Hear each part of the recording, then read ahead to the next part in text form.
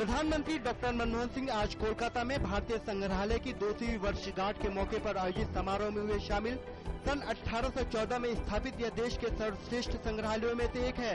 इसमें प्राचीन वस्तुओं, युद्ध सामग्री, गहने, कंकाल, जीवाश्म तथा मुगल पेंटिंग आदि का दुर्लभ संग्रह है। वरिष्ठ कांग्रेस नेता और हरिद्वार से सांसद हरीश रावत उत्तराखंड के नए मुख्यमंत्री बने। रावत के साथ 11 मंत्रियों ने भी पद एवं गोपनीयता की शपथ ली। अपनी पहली जनसभा में हरीश रावत ने प्रदेश की हर समस्या को छूने का प्रयास करते हुए उनके निदान का वायदा भी किया। मद्रास उच्च न्यायालय ने कहा है कि किसी भी जनहित याचिका पर तभी विचार किया जाएगा जब वह निजी मकसद से प्रेरित न हो। हाल ही में न्यायालय ने AIADMK के प्रत्याशी N चिन्नादुरई के नामांकन को चुनौती देने वाली याचिका को इसी आधार पर किया था खारिज। झारखंड मुक्ति मोर्चा की फरार विधायक और मुख्यमंत्री हेमंत सोरेन की भाभी सीता सोरेन और उनके पिता BN मांझी के खिलाफ CBI अदालत ने कुर्की जब्ती की कार्रवाई के आदेश दिए। सीता सोरेन पर झारखंड में वर्ष 2012 में हुए राज्यसभा चुनावों में विधायकों की खरीद फरोख्त का आरोप है।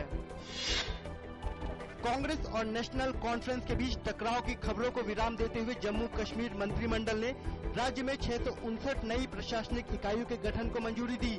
साथ ही उन्होंने कहा कि UPA के साथ हमारा गठबंधन जारी रहेगा। दिल्ली में बिजली आपूर्ति करने वाली अनिल अंबानी समूह की 2 कंपनियों BSES राजधानी और BSES यमुना पावर को बिजली आपूर्ति रोकने का मिला नोटिस।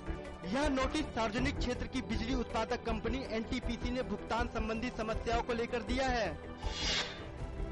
दिल्ली के लाजपत नगर में अरुणाचल प्रदेश के कांग्रेस विधायक के बेटे की हुई मौत के मामले में दिल्ली पुलिस ने केंद्रीय गृह मंत्रालय को रिपोर्ट सौंप दी है।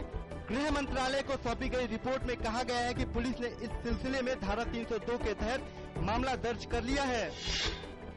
मुंबई के आम लोगों के लिए आज से मोनोरेल सेवा शुरू हो गई है।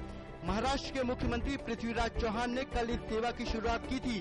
उम्मीद है कि इस रेल सेवा के जरिए यात्रियों को रोजाना होने वाली दिक्कतों से राहत मिलेगी।